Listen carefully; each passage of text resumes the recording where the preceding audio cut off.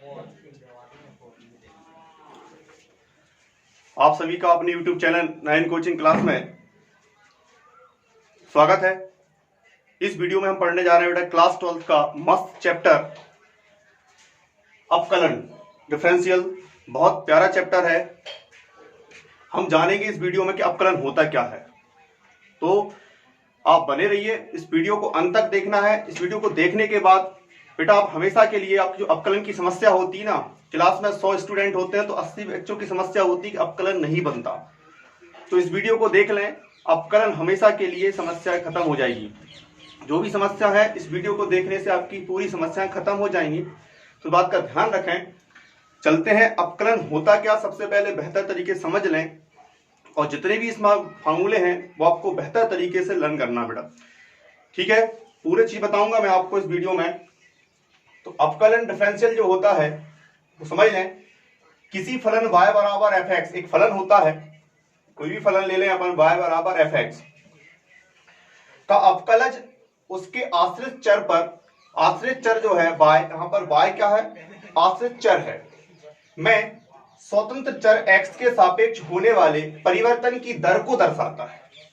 मतलब y में जो परिवर्तन हो रहा है किसके सापेक्ष, x के सापेक्ष। बात को समझना, एक फलन है y बराबर fx, तो इसमें जो y जो है वो आपका आश्रित चर है और x जो है वो स्वतंत्र चर है। तो y में इस स्वतंत्र चर के सापेक्ष जो परिवर्तन होगा, जिसे हम क्या कहेंगे, परिवर्तन की दर को क्या कहते हैं, अपकलन कहते हैं। ठीक है भाई, जिसको प्रदर्शित किया जाता है dy अपॉन dx से। कैसे प्रदर्शित किया जाता है, dy अपॉन dx से। तो आपके प्रथम सिद्धांत का फॉर्मूला होता है, 11th में पढ़ा है आप लोगों ने, dy upon dx limit h tend to 0 fx plus h minus fx upon h। इसके द्वारा प्रथम सिद्धांत से पूरे फार्मूलों को ज्ञात किया गया है। तो अपकलन होता क्या है, इस बात को आप समझ गए कि y बराबर fx में x में जो x के सापेक्ष जो परिवर्तन होगा वही आपका किस में परिवर्तन होगा, y में। y यहां पर क्या है, आपका आश्रित चर है, और x का यहाँ पर आपका स्वतंत्र चर है। तो y में जो परिवर्तन होगा किसके सापेक्ष, x के सापेक्ष, उसे अपन क्या कहेंगे, अपकलज। और अपकलज को ज्ञात करने की प्रक्रिया को ही हम क्या कहते हैं, अपकलन कहते हैं। dy अपॉन dx अपकलज है, इसे जो ज्ञात किया जाता है उस प्रक्रिया को क्या कहते हैं, अपकलन कहते हैं। ठीक है भाई, अपकलज को अपकल गुणांक भी कहते हैं, डिफरेंशियल कोएफिशिएंट भी कहते हैं। इस बात का ध्यान रखना है आपको, ठीक है भाई। तो यहां पर आपको एक बात और समझनी होगी, क्या कि परिवर्तन, ताक्षणिक परिवर्तन जिसे अपन कहें, जैसे वेग में जो परिवर्तन होता है वो समय के सापेक्ष होता है। वेग में काय के परिवर्तन होता है, वेग में परिवर्तन तो होगा पर काय के सापेक्ष, समय के सापेक्ष। जैसे विस्थापन में काय के सापेक्ष परिवर्तन होता है, समय के सापेक्ष। तो वेग में परिवर्तन की दर को क्या कहते हैं, त्वरण कहते हैं। वेग में जो परिवर्तन होगा, फिर पढ़ा होगा साइंस में, वेग में जो परिवर्तन होगा वो काय के सापेक्ष होगा, समय के सापेक्ष। तो इस वेग में परिवर्तन की दर को ही क्या कहेंगे, त्वरण कहेंगे। ठीक है भाई, जैसे यहां पर आपको बात ध्यान रखना है, परिभाषा क्लियर हो गई होगी कि किसी भी फलन में आश्रित चर में जो परिवर्तन होगा किसके सापेक्ष परिवर्तन होगा, स्वतंत्र चर के सापेक्ष होने वाले परिवर्तन की दर को ही अपकलज कहा जाता है। और अपकलज की प्रक्रिया को क्या कहते हैं, उसे ज्ञात करने की प्रक्रिया को ही अपकलन कहते हैं। इतना आप समझ लो भाई, आप ये इसकी परिभाषा है। ठीक, अब बात आती है, ये आपका प्रथम सिद्धांत है, 11th में आप लोगों ने पढ़ा है। इसके द्वारा प्रत्येक फॉर्मूले को ज्ञात किया जाता है, फर्स्ट प्रिंसिपल कहते हैं इसको, है ना भाई।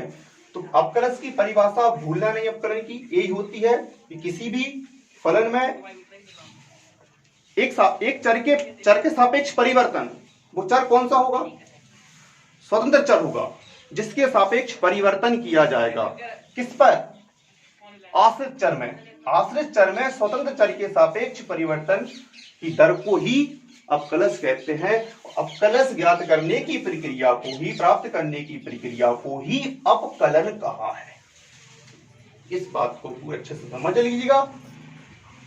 अब यहां पर बात आती है मोस्ट इंपोर्टेंट फार्मूले की। इस परिभाषा को नोट डाउन कर लें, हो सकता है कभी पूछ लें तो बता देना भाई कि अपकलश जो होता है वो किसी भी फलन में आश्रित चर में स्वतंत्र चर के सापेक्ष परिवर्तन होगा, उसकी दर को ताक्षणिक दर भी कह सकते हैं। आपने देखा होगा ताक्षणिक दर की जरूरत कहां कहां पड़ेगी, फिजिक्स हुई, केमिस्ट्री हुई, आपका जूलॉजी, बॉटनी, यहां पर आपकी आवश्यकता पड़ती है, ताक्षणिक परिवर्तन की दर की आवश्यकता पड़ती है, वहां पर पढ़ेंगे आप लोग। अपकलन का सर्वप्रथम प्रयोग न्यूटन ने किया है। क्या किया है? न्यूटन ने किया। इस बात का आपको ध्यान रखना है। अब इसमें मैं आपको पूरे मोस्ट इंपोर्टेंट फार्मूले बता रहा हूं जिसको आपको पूरे समझना है। और भाई इन फार्मूलों को यदि आपने याद कर लिए तो सोच लो कि अपकलन की समस्या हमेशा के लिए खत्म हो गई है। बाकी सवाल मैं आपको बेहतर तरीके से कराऊंगा, तो देख लें, इस परिभाषा को नोट डाउन कर लेना। अब भूलना नहीं भाई कि आश्रित चर में जो परिवर्तन होगा स्वतंत्र चर के सापेक्ष, उसी परिवर्तन की दर को ही अपकलश कहते हैं। इसको dy/dx से करते हैं, प्रदर्शित करने का एक तरीका है dy/dx। ठीक है भाई, कि y का अपकलश किसके सापेक्ष हो रहा है? x के सापेक्ष हो रहा है, उसको dy/dx लिखा जाता है। ठीक है, dy/dx क्या? अपकलन को प्रदर्शित करने का एक तरीका है, इसको अपकलश कहते हैं। ठीक है, अपकलश को प्राप्त करने की जिस प्रक्रिया का हम उपयोग करेंगे उसको अपकलन कहते हैं। ठीक है भाई, तो चलते हैं। अब मैं आपको कुछ यहाँ पे मोस्ट इंपोर्टेंट फार्मूले लिखवा रहा हूं, ध्यान से देखना। फार्मूले आपको बेहतर तरीके से याद होना चाहिए। इससे पहले कुछ 5-6 रूल्स हैं, वो समझ लो कि भाई किसका अपकलन होगा और कैसे अपकलन करना है। मान लो फंक्शन आते हैं, देखो सबसे पहले अचर फलन यदि आता है आपका, बात कांस्टेंट फंक्शन यदि आपका आता है, उसका अपकलन क्या होगा? जैसे कांस्टेंट फलन हो गया आपका c, तो d/ इसका यदि अपन x के सापेक्ष कर रहे हैं तो इसका अपकलज जो होगा वो 0 होगा। क्या होगा? इसलिए कहते हैं कि अचर फलन का जो अपकलन है वो 0 होता है। इस बात का ध्यान रखना, अचर फलन का अपकलन क्या होता है? 0 होता है। अब सेकंड पॉइंट पे चलते हैं। ये तो बात समझ में आ गई कि अचर फलन आएगा, जैसे अकेला 5 आ गया और इसका मुझे x के सापेक्ष अपकलन करना है, तो निष्प्रकार है कि dy/dx इज इक्वल टू इसका 0 मिलेगा। क्यों? क्योंकि 5 जो है वो अचर फलन है, तो इसका जो होगा वो क्या होगा? 0 होगा। ठीक, अब सेकंड बात यहां पे समझेंगे। जैसे मानो आपको एक फलन मिला, अचर गुणांक आदि आता है, फलन में यदि आ गया अचर गुणांक आ गया, क्या आ जाए? अचर गुणांक आ जाए। बात बहुत बारीकी समझने की बात है। जैसे मानो a(f(x) यदि आ गया, y बराबर ax, यहां पे a क्या है भाई? अचर है, और f(x) क्या है? फलन है, चर फलन होगा, फलन है। क्या है? फलन। तो अब ये मत सोचना कि अचर का हमेशा ही 0 होगा, अचर केवल फलन रहेगा तब उसका 0 होगा। बट यदि वो किसी फलन के गुणा में आया है, अचर गुणांक आया है, किसमें? किसी फलन के गुणा में, तो उस समय उसका आपको उसे सामने लिखना है और फंक्शन का क्या करना है? अपकलन करना है। उसको d/dx के पहले लिख लो और जो फलन है उसका आपको अपकलन करना है। इस बात का ध्यान, उसको 0 मत कर देना। नहीं तो देखा कि अचर गुणांक आ गया, संख्या सर ने कहा था कि संख्या का 0 होता है, वो बच्चा कह देता है इसका 0 हो गया। नहीं, यदि गुणा में संख्या आई है, जैसे 5x² आया है, तो 5d/dx x² का होगा यहाँ पे आपका x के सापेक्ष, ना कि 5 का। 5 कहां जाएगा? सामने आ जाएगा। ये छोटे छोटे पॉइंट है, गलती नहीं होती। ठीक है भाई, अब थर्ड पॉइंट क्या है? ये तो हो गया सेकंड। अब फलन की बात है भाई, एक ही, जरूर नहीं कि एक ही फलन साथ में आ जाए, हो सकता है आपके 2 फलन प्लस में आ जाए, माइनस में आ जाए, 3 फलन आ जाए, प्लस माइनस में 4 फलन आ जाए, वो तो तद है, क्वेश्चन है। तो आपको ध्यान करना है कि 2 या दो से अधिक, दो या दो से अधिक फलनों का योगफल का योग या अंतर में आए, माइनस में आए, किसी में आए।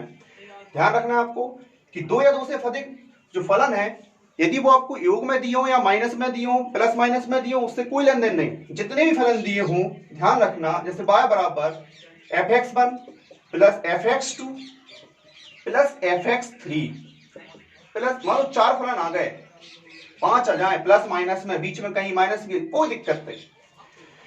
तो जितने भी फलन आए हैं उन सबका प्रत्येक का अवकलन होगा। आइए सुने, प्रत्येक फलन का अवकलन होगा, है ना। जैसे क्वेश्चन बनाता हूं, उन्होंने दिया x की घात 5 plus sin x plus 10x। यदि ऐसा क्वेश्चन आ गया तो यहां पे क्या हुआ, 3 फलन हो गए, 1 2 और 3। तो यहां पे जो हम अवकलन करेंगे वो तीनों का करेंगे, काय के सापेक्ष, x के सापेक्ष। तो तीनों का होगा d upon d x x की घात 5 और d upon d x sine x और d upon d x ten x. इस प्रकार तीनों का होगा, ठीक है, चाहे वो प्लस में हो चाहे वो माइनस में हो। इस बात का आपको ध्यान रखना है कि प्रत्येक फलन का अवकलन करना है, ठीक। अब बात आती है कि अब योग और माइनस में हो गए, प्लस माइनस में आ गए फलन। अब यदि मान लो कि फलन आपके प्लस माइनस में ना होके यदि गुणा में आ गए, तो जिसे कहते हैं दो फलनों के गुणनफल का अवकलन कैसे ज्ञात किया जाता है। बहुत इंपॉर्टेंट बात है भाई, ये अक्सर क्वेश्चन में लगेगी। 12th के पूरे जितनी एक्सरसाइज है वहां पे दो फलनों का गुणनफल बार बार लगता है। इस बात को ध्यान से समझ लेना कि कैसे किया जाता है। दो फलन मतलब y बराबर fx1 इंटू fx2 आ गया भाई। जैसे दो फलन, दो भी हो सकते हैं, तीन भी हो सकते हैं। तरीका बताऊंगा कि तीन फलन यदि गुणा में आ गए तो कैसे करोगे। बात को समझना कि दो फलनों के गुणनफल का अवकलन कैसे किया जाता है, ठीक। तो ये फार्मूला भी समझ लो, इसको याद रख लेना भाई। फर्स्ट सेकंड का अवकलन करेंगे, बहुत शानदार ट्रिक देने वाला हूं मैं आप। फर्स्ट सेकंड का अवकलन, प्लस आता है इसमें, इसको कहते हैं फर्स्ट सेकंड। क्या कहते हैं, फर्स्ट सेकंड, है ना भाई। एक को फर्स्ट मान लो, एक को सेकंड मान लो। पहला फलन दूसरे का अवकलन, पहला फलन इसे गुणा में रहेगा, प्लस काय का सिंबल आएगा भाई, प्लस का। फिर इसके बाद सेकंड फलन जैसा का तैसा और पहले फलन का अवकलन कर दो। पहले फलन का क्या कर दो, अवकलन। ये आपका हो गया दो फलनों के गुणनफल का अवकलन आ गया भाई।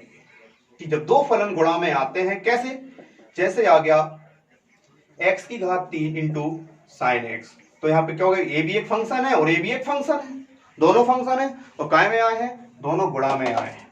तो बात क्या होगी, गुणनफल में की हो गई। तो उस हम जब करेंगे तो काय का यूज करेंगे भाई, फर्स्ट सेकंड वाले फार्मूले का, कि पहला फंक्शन दूसरे का अवकलन प्लस सेकंड जैसा का तैसा और फर्स्ट का अवकलन। अब मान लो विचार मन में आता है कि 3 आ जाए, 4 आ जाए, 5 आ जाए। मैं कह रहा हूं ना, यदि 10 भी गुणा में आ जाएंगे तो 10 का अवकलन हो जाएगा। बस आपको एक छोटा सा तरीका ध्यान रखना है। देखो कैसे, इसको नोट डाउन कर लेना भाई।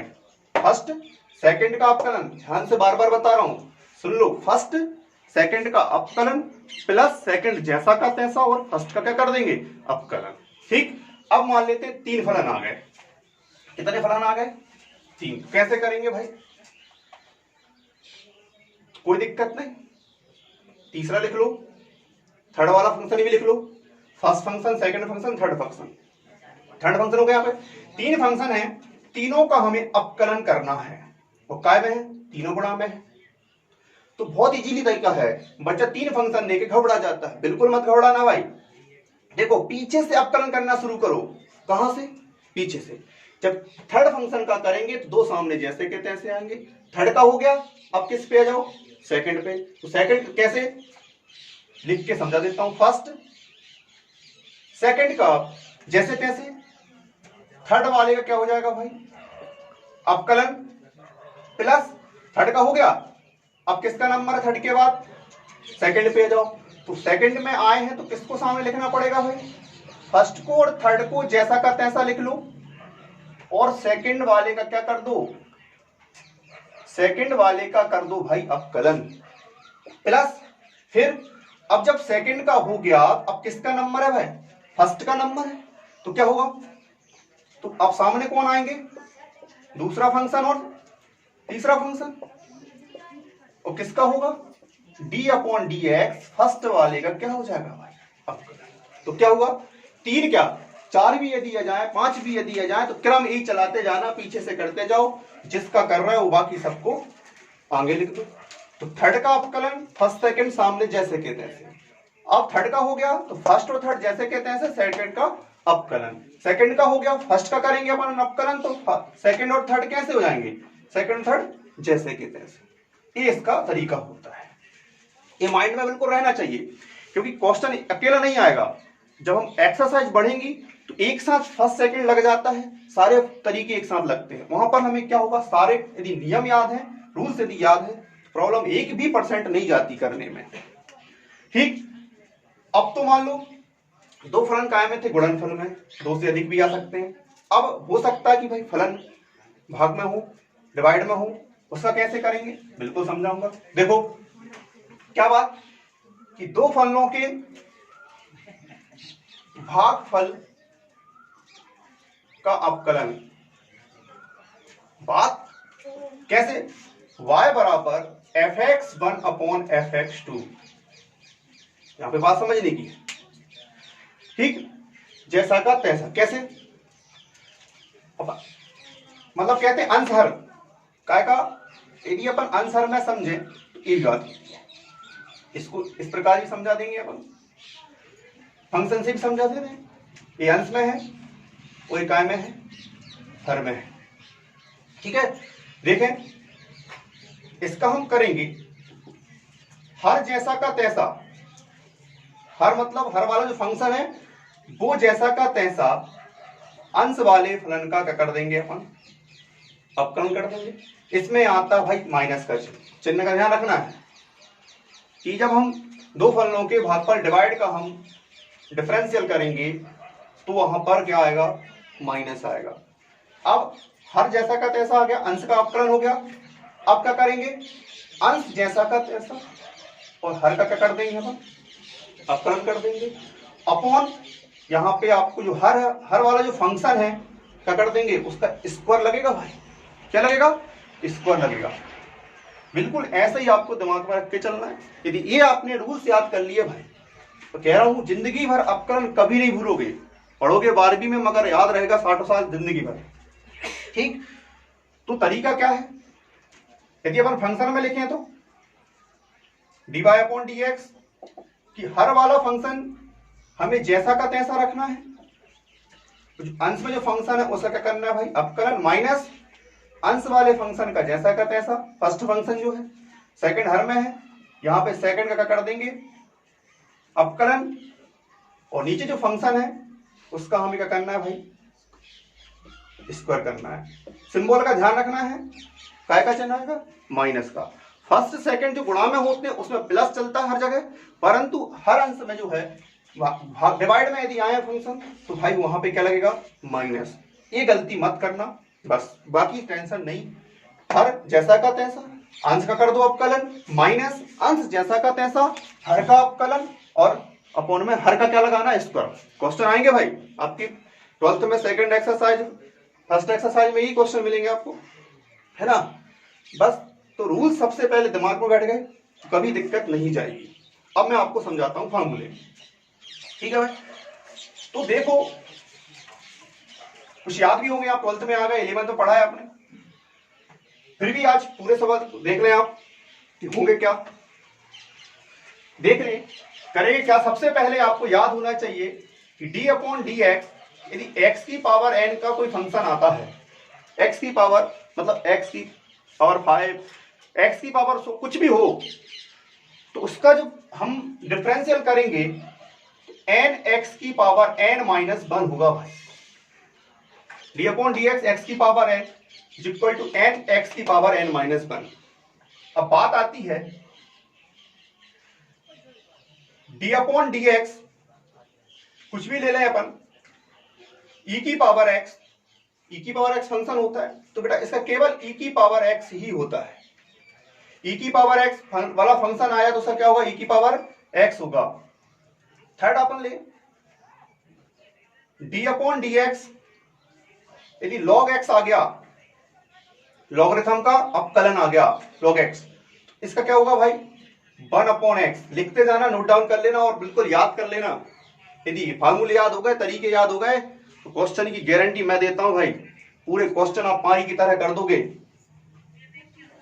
फिर फोर्थ वाला अपन लिखें D upon d x, e की पावर x था, एक और आया a की पावर x यदि आ गया, ये मतलब अचर की संख्या थी, 5 की घात x आ गई, 5 की पावर x, तो इसका आप अपकलन कैसे करेंगे देख लें।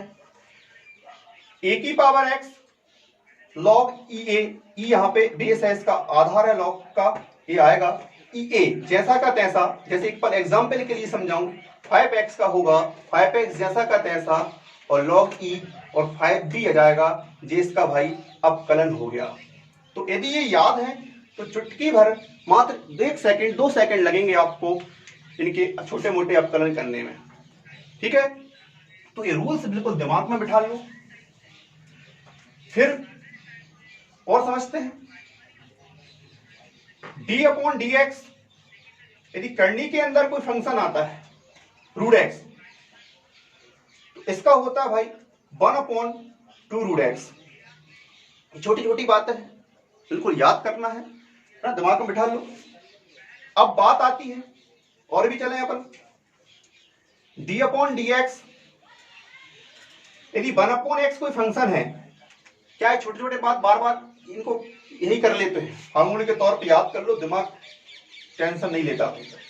डी अपॉन 1 अपॉन एक्स का यदि अपन कर रहे हैं, इसका होता है minus 1 upon x square, minus 1 upon x square, ठीक है।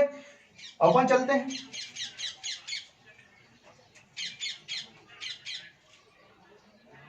देखो स्वयं का स्वयं के सापेक्ष, यदि x का ही सिर्फ x का कर रहे हैं, स्वयं का स्वयं के सापेक्ष यदि कर रहे हैं, तो ध्यान रखना है कि स्वयं का स्वयं के सापेक्ष कितना होता है, 1 होता है, ठीक। इस बात को dy अपॉन dx, यदि y का कर रहे हैं तो इसको ऐसा लिखते हैं dy upon dx। y function है, ठीक है, y ये बात करना कि x के सापेक्ष हो रहा है तो 0 हो जाएगा, नहीं, y का यदि फंक्शन, तो y इक्वल टू fx होता है, तो y का यदि हम अपकलन कर रहे हैं तो उसको dy अपॉन dx लिखते हैं। कई बार क्या होता है, बच्चा दिमाग लगा लेता कि y x के सापेक्ष कर रहे हैं और y नहीं है, 0 कर दो, नहीं, dy अपॉन dx y का यदि होगा तो dy अपॉन dx होगा। फिर इसके बाद बात आती है ना, चलिए अब अपन करते हैं, बहुत ध्यान सुनना, इनकी ट्रिक दूंगा मैं एक याद रखने की, साइन कॉस इनके कैसे क्या होते हैं, है ना। तो साइन का होता है क्या अपना कॉस एक्स, साइन का अपकरण क्या होता है कॉस एक्स। इनको आप 11th में प्रथम सिद्धांत से प्रूव कर चुके हैं, कभी मौका पड़ेगा तो बिल्कुल बताऊंगा प्रथम सिद्धांत से कैसे होते हैं। अच्छा, पूरे हर एक फॉर्मूला प्रथम सिद्धांत से, फर्स्ट प्रिंसिपल से ज्ञात किए सकते हैं, 11th में हम लोग पढ़ के आए हैं, है ना, किए भी होंगे। देख रहे हैं डी अपॉन डी एक्स, अब कॉस की बारी आ गई तो माइनस साइन एक्स लगा दो भाई। फिर डी अपॉन डी एक्स, अब जैसी बात कहें अपन किसकी, टेन एक्स की, कि टेन का क्या होगा, तो भाई टेन का होता है सेक स्क्वायर एक्स। क्या होता है टेन का सेक स्क्वायर, बिल्कुल नोट कर लो इनको, और भाई 1-2 बार प्रैक्टिस कर लेना, याद हो जाएंगे, ये मेरी गारंटी है। फिर डी अपॉन डी एक्स, यदि हम कॉट का करें तो क्या होगा, minus cos x square x, cot का होता है ना, कॉट क्या होता है minus cos x square x. बात आती है यहाँ पे डी अपॉन डी एक्स। अब किसकी बात करें, जैसे हम सेक एक्स की बात करें, सेक एक्स का क्या होगा, सेक एक्स का होता है भाई sec x into tan x, sec x into tan x. तो इनको नोट डाउन करते रहना, अभी और भी रह गए हैं, है ना भाई। तो अब बात आती है कॉसेक की, किसकी, कॉसेक का क्या होगा, देखें d upon d x cosec x, तो क्या होगा minus cosec x into cot x. ये बिल्कुल ध्यान रखना। सेक एक्स का क्या होता है sec x into tan x, तो इसका क्या होगा कॉसेक का क्या होगा minus cosec into cot x. हो गया अपने। अब यहां पे बात बताई थी मैंने कि माइनस कहां कहां आया है, एक तो यहां माइनस आया है, एक तो यहां माइनस आया है, और एक तो यहां माइनस आया है। तो आप देखिए जिनमें को लगा है सी, फर्स्ट वर्ड यहां पे सी है, यहां पे भी सी है, मतलब को यहां पे भी को है, यहां पे भी कॉस है, कॉसेक में भी को है। तो जिनमें सी आया है उन सबका माइनस में होता है, ये बात ध्यान रख लेना। क्योंकि भाई माइनस गड़बड़ होगा, याद तो है कि कॉस का माइनस साइन नहीं रहा, पता होता है कि साइन का कॉस होता है, बच्चा क्या करता है कॉस का साइन लगा देता है कि साइन का कॉस होता है तो कॉस का साइन होगा, अपोजिट कर देता है, नहीं भाई माइनस में होगा। तो ध्यान रखना है कि जिनका को लगा है, को यहां पे भी कॉट में को है और कॉसेक में भी को है, तो इन तीनों में जब को है और तीनों का माइनस में होता, देख लो कॉस का माइनस साइन, कॉट एक्स का होता माइनस कॉसेक स्क्वायर एक्स, और कॉसेक का होता माइनस कॉसेक कॉट। तो ये माइनस ध्यान में रखना है आपको, ठीक है भाई। तो अपने जो फार्मूले हैं अभी और रह गए हैं, देख ले।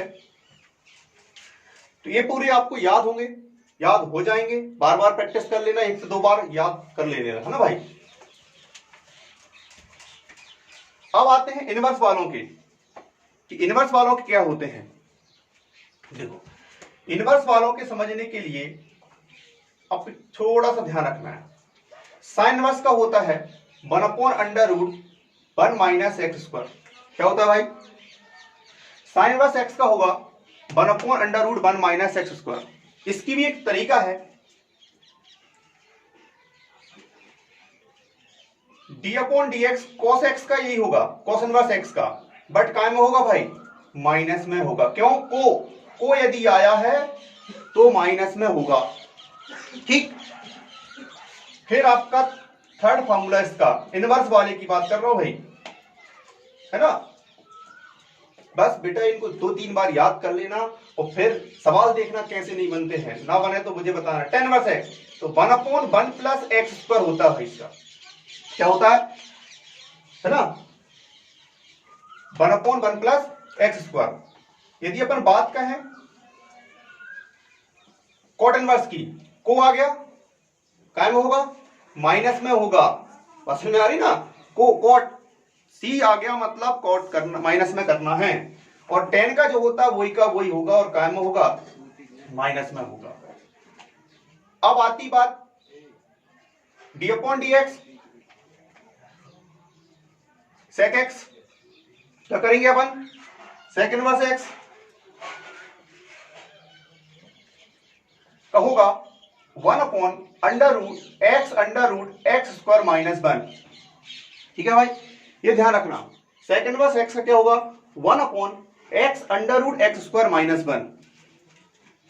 अब बात किसकी आएगी, बचा कौन अपना कोसेक इनवर्स एक्स, तो को आ गया काय में आएगा इसका माइनस में, और जो सेक इनवर्स एक्स का होता है वही का वही काय में होता है कोसेक का, बस माइनस का चिन्ह लगाना है, x into x square minus 1 under root के अंदर।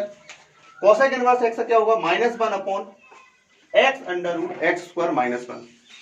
तो फार्मूले हैं साइन इनवर्स का 1/√1 माइनस एक्स का, तो साइन का जो होता है वही का वही कॉस इनवर्स का होगा, बट काय का साथ माइनस के साथ, को लगा है ना सी, यहां भी सी है, कॉट में भी सी है और कॉस है, वहां भी 3 में माइनस था, यहां भी 3 में माइनस है, तो साइन का जो होगा वो माइनस के साथ कोसेक इनवर्स का एक्स का हो जाएगा, है ना। टेन इनवर्स एक्स का जो होगा वो माइनस के साथ कॉट इनवर्स का हो जाएगा, और सेक इनवर्स का जो होगा वो कोसेक इनवर्स, बस माइनस लगेगा कोसेक में, है ना। अब और देख लें थोड़े से, और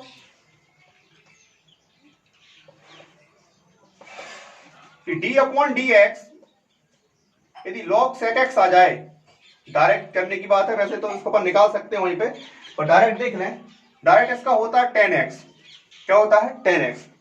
इतना कंपलसरी नहीं है यहाँ याद करना, क्योंकि ये तो सवाल में ही आता, तो अपन इसको सवाल क्वेश्चन मान लेते हैं, क्वेश्चन मान के इसको हम भी सिद्ध कर सकते हैं, है ना। ऐसे तो फिर हर एक क्वेश्चन आंसर फार्मूला बन जाता है। और देख लो डी अपॉन डी एक्स आ गया तुम्हारा log sin x, तो ऐसा क्या होगा, सिंपल है cot x, है ना। ये याद ना रहे तब भी चलेंगे, कोई दिक्कत नहीं है इनका, बट ये जो है बाकी सब वो आपको क्या होना चाहिए भाई, याद होना चाहिए। इतने फार्मूले याद कर लो, आपका अपकलन आपके पास हमेशा रहेगा, और कभी भी आप ये नहीं कहेंगे कि हमसे अपकलन नहीं बनता, आप हमेशा कहेंगे कि मुझसे अपकलन बेहतर तरीके से बनता है, क्योंकि आपको उनके जो मोस्ट इंपोर्टेंट फार्मूले हैं वो बेहतर तरीके से याद है। ठीक है भाई, तो आपको आशा होगी कि बिल्कुल आपको ये वीडियो पसंद आया होगा, तो प्लीज लाइक और शेयर जरूर कर दें। मिलते हैं नेक्स्ट वीडियो में इन अपकलनों के क्वेश्चन के साथ। ये तो सिर्फ अपकलन का एक फार्मूलों का पार्ट था, अब आपको मैं लाऊंगा क्वेश्चन बेहतर से बेहतर। ठीक है भाई, मिलते हैं।